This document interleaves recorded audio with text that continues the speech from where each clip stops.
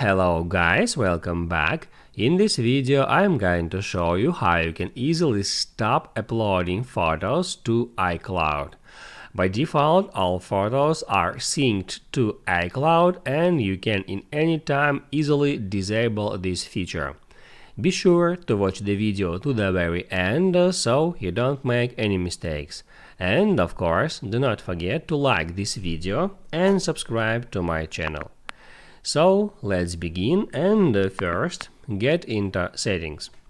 Then at the very top, tap at your name and then hit right here where it says iCloud to get into iCloud settings. Then right there you can easily find photos, just tap on that, and on that screen you can enable or disable syncing your photos with iCloud.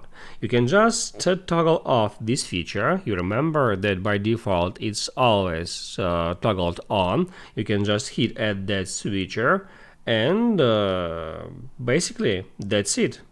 Now your photos wouldn't sync with iCloud.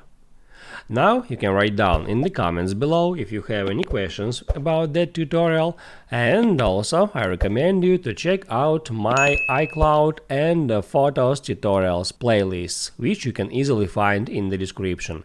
Hit the like button if you liked that video, and see you in the next one.